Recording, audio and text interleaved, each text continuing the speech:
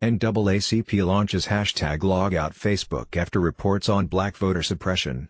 The NAACP has temporarily signed off Facebook and is calling on others to do the same due to the tech company's history of data hacks which unfairly target its users of color. In a week-long protest called #logoutFacebook that started Tuesday, the civil rights organization will not post on the social media platform or the Facebook-owned Instagram. The NAACP said it also returned a donation it recently received from the company. The organization is asking lawmakers to investigate the social networking giant after reports given to the Monday showed Russians used Facebook posts in an attempt to suppress the African American vote during the 2016 U.S. presidential election.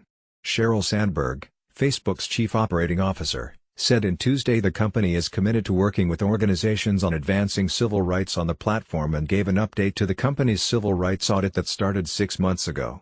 "We know we need to do more," Sandberg said. "The report includes areas where we can and should do better, and we're working hard to address these concerns." Derek Johnson, NAACP president and chief executive, told NBC News on Tuesday that he agrees with Sandberg that there is more to do. "The audit is a good initial step," he said. "Now it's time to see whether or not Facebook is prepared to adopt the recommendations in the audit and make it a primary focus of how they shift their culture as opposed to the moment of media attention." Johnson said the voter suppression issue with the platform is deeper than Russia and election meddling. "We think it goes far beyond a foreign nation seeking to use Facebook as a tool to promote racial hatred," Johnson said. "We're also beginning to look at whether or not there is the necessary diversity within Facebook corporate culture to make sound decisions around the sensitivities of African Americans." Johnson also referenced Facebook's that collected opposition research on civil rights organizations, for which Sandberg has taken a range of criticism.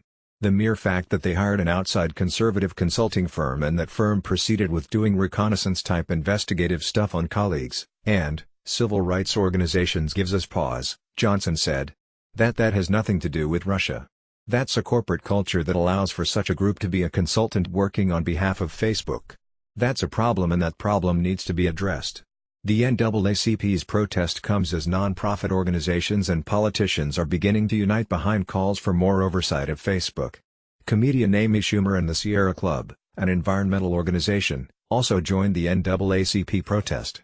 The Congressional Black Caucus said in a statement that it wants to speak with Facebook CEO and co-founder Mark Zuckerberg and leaders of other tech companies whose platforms were weaponized about what they knew, and concrete steps they will implement to address future attempts at disinformation campaigns. Facebook has faced growing questions about its internal culture. A former Facebook manager wrote in a public in November that the company has a black people problem, citing the company's lack of diversity and inclusion and that the company is derailing conversations by black users on the platform by marking posts as hate speech. Shandalis Arduster is reporter for NBC News.